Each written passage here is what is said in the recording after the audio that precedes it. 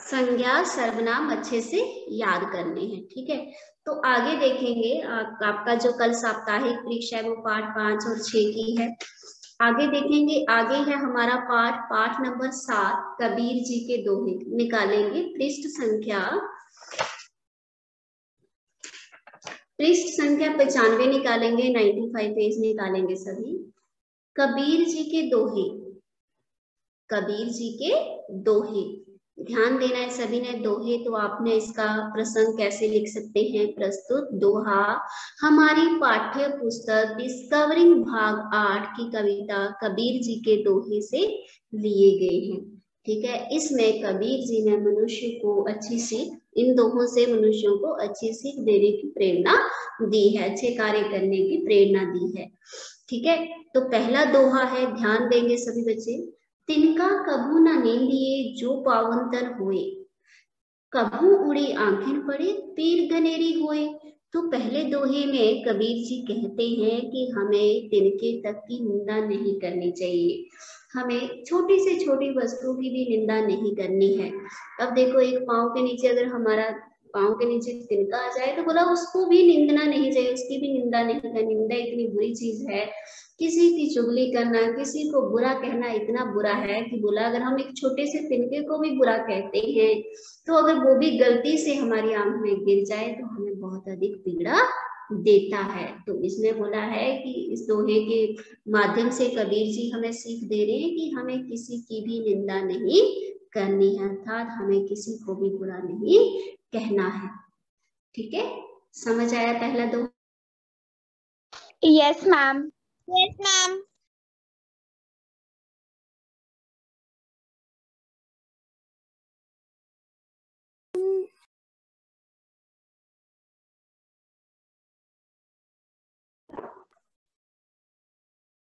कृतिका आप बताइए। Yes ma'am. Ma'am what is question? पहले दोहे में कबीर जी ने क्या कहा है, व्याख्या करेंगे। मैम पहले दोहे में कबीर जी ने कहा है कि एक तिनके की हमें निंदा नहीं करनी चाहिए। अगर मैम अगर हम निंदा करेंगे उस तिनके की तो फिर मैम वो तिनका हमारे आंख में चल जाएगा अगर हम किसी की निंदा करेंगे। तो देखिए, इस दोहे के माध्यम से कबीर जी यही कहने का प्रयास करें कि हमें तिनके की क्या, हमें किसी की भी निंदा नहीं करनी चाहिए। ठीक है, हमें किसी की भी निंदा नहीं करनी चाहिए। बोला है कि हमें छोटी से छोटी वस्तु की भी निंदा नहीं करनी चाहिए, क्योंकि बोला है कि एक छोटे से तिनके का ही उदाहरण बताते हैं कबीर जी की। बोला है कि यदि हम छोटे से तिनके की निंदा करते हैं तो वो गलती से अगर उड़ के हमारी आंख में,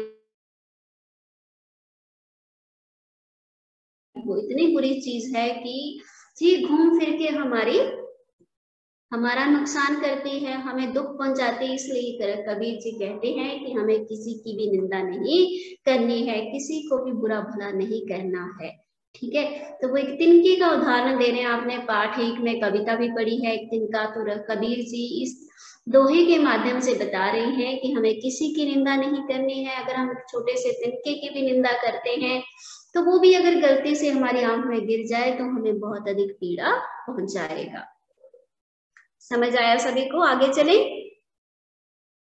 यस मैम। चलिए नंबर 2 पर देखेंगे, जाति ना पूछो साधु की पूछ लीजिए ज्ञान। Excuse me ma'am. हाँ बोलेंगे मैम, आप जब समझा लोगे फिर उसके बाद में एक बारी इसका सलाह बोल सकता हूँ? हाँ बेटे बोलेंगे, बहुत अच्छे। देखिए, अब देखिए नंबर 2 पर बोला गया है, जाति ना पूछो साधु की पूछ लीजिए ज्ञान, मोल करो तलवार का पड़ी रहन दो म्यान। मोर करो तलवार का पड़ी रहन दो मयान। अब दूसरे दोहे में कबीर जी कह रहे हैं कि जाति ना पूछो साधु की, अच्छे लोगों की, जो साधु जन होते हैं उनकी जाति को कभी नहीं देखना चाहिए, उनकी जाति कभी नहीं पूछनी चाहिए। हमें केवल उनसे उनका ज्ञान लेना चाहिए, उनसे अच्छे गुण लेने चाहिए, ज्ञान मांगना चाहिए, ना कि उनकी जाति को देखना चाहिए। मोल करो तलवार का, बोला वैसे ही जैसे अच्छे लोगों की ज्ञान का महत्व होता है, उनकी जाति का महत्व नहीं होता, वैसे बोला है कि तलवार का ही मूल्य होता है, उसकी मयान का नहीं होता। जैसे तलवार होती है उसके कवर का कोई मूल्य नहीं है, केवल उसकी धार का मूल्य है। वैसे बोला है कि सज्जन लोगों के ज्ञान का मूल्य है, ना कि उनकी जाति का। ठीक है, जैसे ये पेन है, पेन है, अगर इसके अंदर इसमें किसका महत्व है? इसके कवर का कोई महत्व नहीं है, केवल किसका है? इसकी इंक का। ठीक है, जो लिख रही है, अगर इंक खत्म है तो पेन बेकार है। वैसे ही बोला है कि तलवार की धार अगर तेज नहीं है, तो बोला है कि तलवार की धार देखनी है, तलवार तेज नहीं है, तलवार अच्छी नहीं है, तो उसके कब्र का भी कोई महत्व नहीं है। वैसे बोला है कि जैसे हम तलवार खरीदते हैं तो तलवार की हम धार देखते हैं, उसका कवर नहीं देखते, उसकी मयान नहीं देखते हैं कि मयान कितनी सुंदर है। वैसे बोला है कि जो हम चीज लेते हैं, हमें भी साधु जन की, जो अच्छे जन है, उनकी जाति नहीं देखनी है, उनका ज्ञान लेना है। ठीक है, साधु जन के ज्ञान का महत्व है, उनकी जाति का महत्व नहीं है। वैसे तलवार का महत्व है, तलवार की मयान का कोई महत्व नहीं है। समझ आया दूसरा दोहा? Yes ma'am. चलिए प्रिया बताएगी मुझे। प्रिया यस मैम। बताइए दूसरे दोहे में क्या है? कबीर जी कहते हैं कि हमें कभी भी साधु की जाति नहीं पूछनी है, उनसे जितना हो सके हमें ज्ञान लेना है। हमें तलवार का मोल तलवार का मूल्य होता है उसकी मयान। जैसे बोला है कि तलवार का महत्व होता है, उसकी मयान का नहीं होता। वैसे ही साधु जन की ज्ञान का महत्व होता है, उनकी जाति का कोई महत्व नहीं है। चलिए आगे लिखेंगे नंबर। हाँ, बहुत अच्छे। नंबर 3 पर, बोली एक अनमोल है जो कोई बोले जाने। बोली एक अनमोल है, जो हम शब्द बोलते हैं ये बड़े ही अनमोल होते हैं। जो कोई बोले जानी। जानी क्या होता है बच्चों? जानी होता है जानना, कोई जानकार ही इसको जान सकता है। ठीक है, हीरे तराजू तोली के तब मुख बाहर आनी। तराजू क्या है? तोली क्या है? तोलना। हृदय रूपी तराजू, जैसे आपने तराजू देखा है, चीजें तोलते हैं। ठीक है, आपने दुकान में भी देखे होंगे। तो तराजू बोला है कि वैसे ही हृदय रूपी तराजू, जो हमारा हृदय रूपी हमारा मन है, वहां में भी शब्द जो है वो तोल कर अर्थात सोच समझकर अपने मुख से बाहर निकालने। अर्थात बोली जो है, मनुष्य के शब्द जो हैं वो बड़े ही महत्वपूर्ण होते हैं। इनको कोई जानकार ही जान सकता है। ठीक है, जिसकी बुद्धि है, दिमाग है, अच्छा जानकार है, वही इसके महत्व को समझ सकता है। ठीक है, हीरे रूपी तराजू, हीरे तराजू तोली के, हृदय रूपी तराजू में तोलकर तब मुख बाहर आनी। अर्थात हमें अपने शब्दों को हृदय रूपी तराजू में सोच समझ कर ही अपने मुख से बाहर निकालना चाहिए। अर्थात हमारे शब्द जो है वो बड़े ही महत्वपूर्ण होते हैं, हमें सोच समझ कर बोलना चाहिए। देखिए, अब हम गुस्से में किसी को गाली गलौज करते हैं, बुरा भला कहते हैं, ठीक है, तो शब्द तो वापस नहीं आते हैं। ठीक है, उसके मन को वो चुभ जाते हैं। ठीक है, वो हमेशा उसको याद रहते हैं। और हम अच्छी बात बोलेंगे, किसी को अच्छा बोलेंगे, तो वो भी उसके मन के अंदर छप जाते हैं। ठीक है, तो जोला है कि इस वाणी का महत्व एक जानकार ही समझ सकता है, ज्ञानी ही समझ सकता है। ठीक है, इसलिए हमें बोला है हमें भी अच्छा ज्ञानी बनना है, जानकार बनना है, ताकि हम अपने शब्दों को अच्छे से सोच समझकर बोले। ठीक है, चलिए वरदान बताइए नंबर 3 में क्या बोला? वरदान नंबर 3। बोली एक अनमोल है जो कोई बोले जानी। ये तराजू तोली के तब मुख बाहर आनी। इसमें इस दोहे में कबीर जी कहते हैं हमारी बोली बहुत अनमोल होती है, हमें इसे अपने हृदय रूपी तराजू से तोल कर बाहर निकालना चाहिए। अगर हम किसी को बुरा भला कहते हैं तो वो उसको पाप नहीं बल्कि हमको पाप लगता है। हाँ, बहुत अच्छे। इसलिए हमें अपने शब्द जो है वो सोच समझ कर ही बाहर निकालने चाहिए। बहुत अच्छे वरदान, बहुत अच्छे बच्चों। अब देखिए नंबर 4 पर है, तन को जोगी सब करे। तन को जोगी सब करे, मन को बिरला कोई। सब सिद्धि सहजे पाए, जे मन जोगी हुए।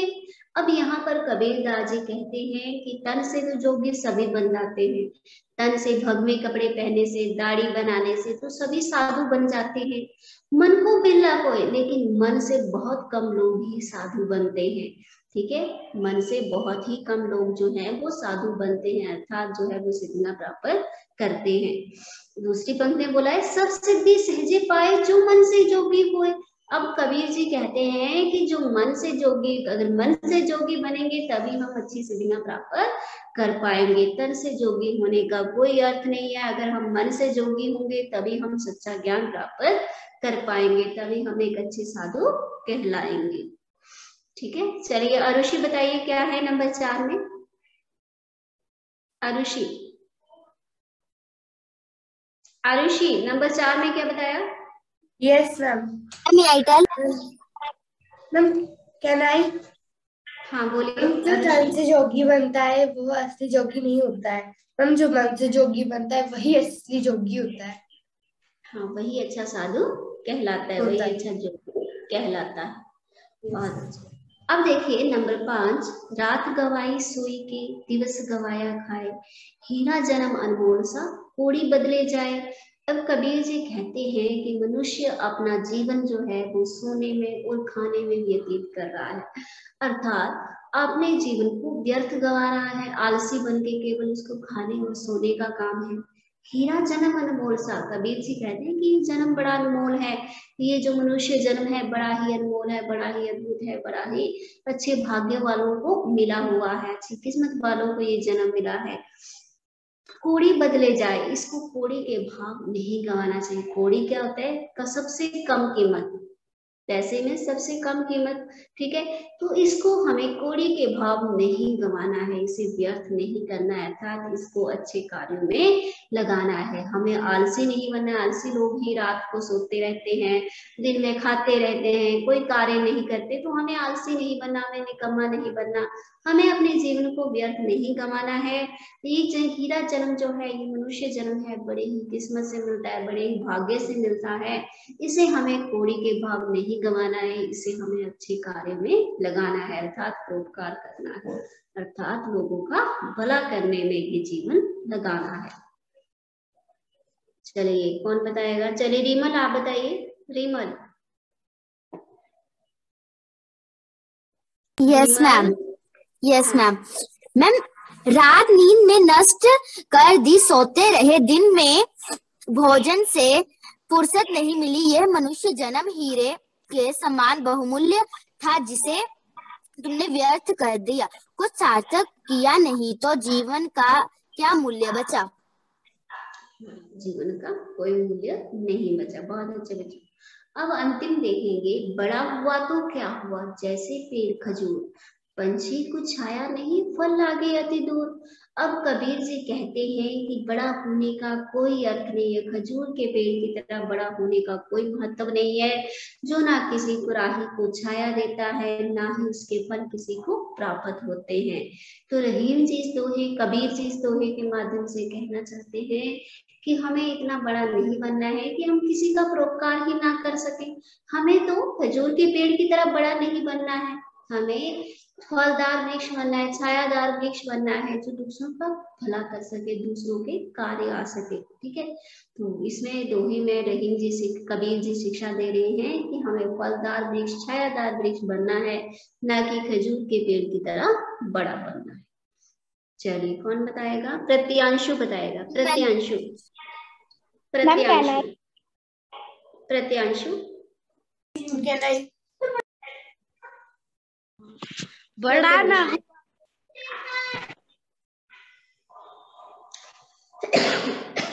प्रत्यांशु बड़ा हुआ तो क्या हुआ, जैसे पेड़ खजूर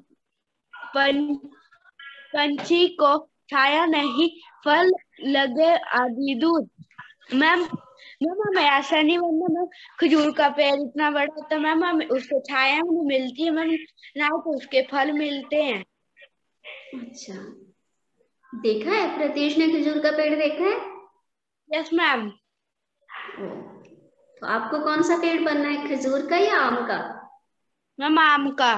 हाँ, परोपकारी बनना है, बड़े होकर लोगों का भला करना है, ठीक है, अच्छे से कमाना है, बड़ा व्यक्ति बनना है और लोगों की भलाई करनी है, गरीब लोगों की मदद करनी है, लोगों की सेवा करनी है। एक अच्छा डॉक्टर बन के लोगों की सेवा कर सकते हैं, ठीक है, अच्छा इंजीनियर बन के लोगों के लिए अच्छे कार्य कर सकते हैं, अच्छे निर्माण कर सकते हैं, ठीक है। तो हमें परोपकारी व्यक्ति बनना है, बड़ा होकर अच्छा व्यक्ति बनना है, ताकि हम लोगों की भलाई कर सके, ठीक है। चलिए बहुत अच्छे, तो ये तो हो गए हमारे रहीम जी के, कबीर जी के दोहे। चलिए वरदान बोल रहे थे सारांश बताने को, वरदान बोलिए। Okay ma'am. कबीर के दोहे नंबर 1। तिनका कभू नींद दिए जो पावंतर होए, कभू उड़िन आखिन पड़े तो पीर घिनेरी होए। इस क्या सलाह है, हमें एक छोटे से तिनके की भी निंदा नहीं करनी चाहिए। अगर वही तिनका हमारी आंख में पड़ जाए तो वो बहुत पीड़ा देता है। नंबर 2। जाति ना पूछो साधु की, पूछ लीजिए ज्ञान, मोल करो तलवार का, पड़ी रहन दो म्यान। जाति नहीं, हमें किसी साधु की जाति नहीं पूछनी चाहिए, हमें उनके ज्ञान से ज्ञान लेना चाहिए। हमें मोल होता है तलवार का, पड़ी रहन दो म्यान का कोई मोल नहीं होता। नंबर 3। बोली एक अनमोल है, जो कोई बोले जानी, ये तराजू तोली के तब मुख बाहर आनी। हमारी बोली बहुत अनमोल होती है, जो अगर हम वो उसे अच्छे से बोलेंगे तो सभी हमारे साथ प्रिय रहेंगे, और अगर हम किसी को बुरा भला कहेंगे तो हमारे साथ भी वही होगा। तन को जोगी सब करे, मन को बिरला कोय, सब सिद्धि सहजे पाइए, ये मन जोगी होए। तन से तो जोगी सभी बन सकते हैं, पर मन से एक बिरला ही सच्चा जोगी बन सकता है। नंबर 5। रात गवाई सोए के, दिवस गवाया खाए, हीरा जन्म अनमोल सा, कोड़ी बदले जाए। इस दोहे में कबीर जी कहते हैं, मनुष्य रात को सोने में गवा देता है, दिन को खाने में गवा देता है, वह अपने हीरे जैसे जन्म को कौड़ी के दाम में व्यर्थ गवा देता है। नंबर 6। बड़ा हुआ तो क्या हुआ, जैसे पेड़ खजूर, पंछी को छाया नहीं, फल लगे अति दूर। इस दोहे में कबीर जी कहते हैं कि बड़ा होने से कोई फायदा नहीं है अगर हम किसी की मदद ना कर सके। हमें उस खजूर के पेड़ की तरह नहीं बनना है जो जिसके फल बहुत ऊंचे होते हैं और वह किसी भी पंछी को या इंसान को छाया नहीं देता। हमें उस आम के पेड़ की तरह बनना चाहिए जिसमें आम जो फल देता है और सबको छाया देता है। बहुत अच्छे। ये थम्स अप वरदान के लिए तो सारी ही क्लास को ऐसे ही दोहे याद होने चाहिए, ठीक है, हो जाएंगे सभी को। आपको पेपर में कोई एक दोहा आएगा तो आपने उसकी व्याख्या करनी है, ठीक है। 2 पंक्तियों में प्रसंग भी लिखेंगे। प्रस्तुत दोहा हमारी पाठ्य पुस्तक डिस्कवरिंग भाग 6 की कविता कबीर जी के दोहे में से ली गई है, ठीक है, लिया गया है। तो ऐसे करके आपने इसकी व्याख्या भी लिखनी है पेपर में, ठीक है। आगे है देखेंगे पाठ 7 में व्याकरण भाग में विशेषण। व्याकरण भाग में क्या है, विशेषण। तो अक्षरा ध्यान देंगे, विशेषण के अब 4 भेद हैं। अब कंफ्यूज नहीं होना है, ठीक है। सर्वनाम पढ़े, सर्वनाम के 6 भेद पढ़े हमने, संधि पढ़ी, संधि के 3 भेद पढ़े। अब हम विशेषण पढ़ेंगे, तो विशेषण के 4 भेद हैं, ठीक है। तो विशेषण होते क्या हैं, संज्ञा सर्वनाम शब्दों के जो विशेषता बताते हैं उनको विशेषण कहते हैं, ठीक है। जो गुण, दोष, मात्रा आदि का बोध करवाए उनको क्या कहलाया जाता है, विशेषण, ठीक है। तो विशेषण के हमारे कितने भेद हैं, 4 भेद हैं। गुणवाचक विशेषण, संख्यावाचक, परिमाणवाचक, सार्वनामिक विशेषण। ध्यान देंगे गुणवाचक विशेषण में क्या आता है, जिसमें संज्ञा सर्वनाम के गुण, दोष, रंग रूप आदि का बोध करवाए। अब देखो गुण दोष के आगे वीर, सच्चा, अच्छा, कंजूस, कायर, ईमानदार, ये क्या आ गया, व्यक्ति के गुण और दोष। ठीक है, रंग रूप काला, सफेद, गोरा, सांवला। ठीक है, स्वाद खट्टा, नमकीन। स्पर्श आ गया गर्म, ठंडा, नरम। अवस्था आ गई वृद्धावस्था, युवा। गंध आ गई खुशबूदार, बदबूदार। दशा आ गई गीला, सूखा। आकार आ गया गोल। ठीक है, छोटा, लंबा। समय आ गया सुबह, अगला, पिछला। तो ये क्या आ गया हमारे विशेषण, कौन से, गुणवाचक विशेषण। ध्यान देंगे, आपको पृष्ठ संख्या 97 में ध्यान से देखेंगे कि गुणवाचक विशेषण को कितने अच्छे से समझाया है। ठीक है, तो इसको अच्छे से याद करेंगे। फिर है संख्यावाचक। संख्यावाचक विशेषण में जो विशेषण शब्द किसी संख्या सर्वनाम की संख्या संबंधी विशेषता का बोध करवाते हैं, संख्या का बोध करवाते हैं। ठीक है, अब यहाँ पर संख्या के भी दो भेद बताए हैं, निश्चित और अनिश्चित।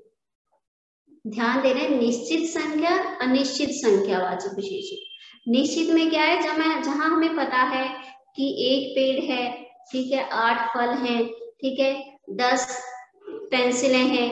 ठीक है, अनिश्चित क्या है, जिसमें हमें निश्चित संख्या का बोध नहीं है, जैसे कुछ फल, ठीक है, अनेक तारे, ठीक है, असंख्य बादल, ठीक है, कई वस्तुएं, कई पेन। तो जिसमें हमें निश्चित संख्या का बोध ना हो वो अनिश्चित संख्यावाचक विशेषण।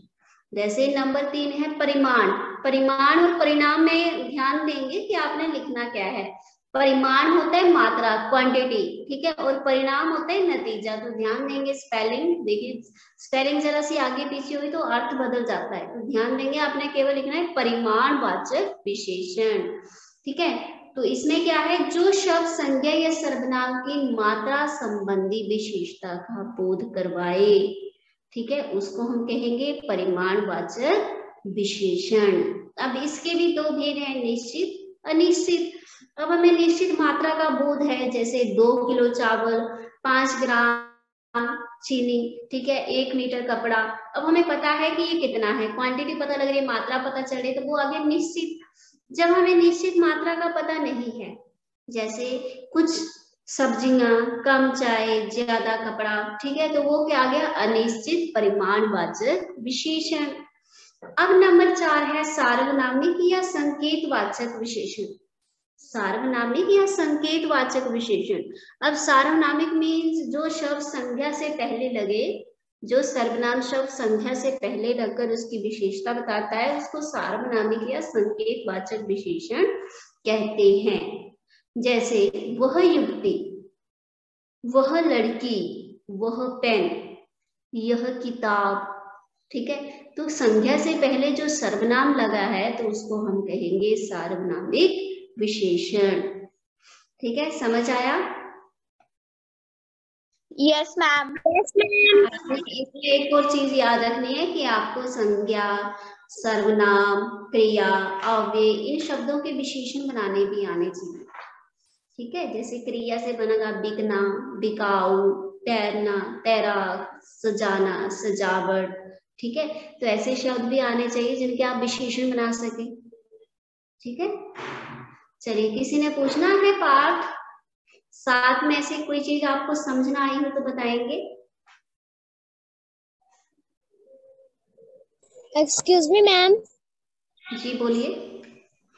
अभ्यास 1 में जो पाठ 7 में कबीर के दोहे है, उसमें प्रश्न नंबर 4 समझ नहीं आया है मेरे को।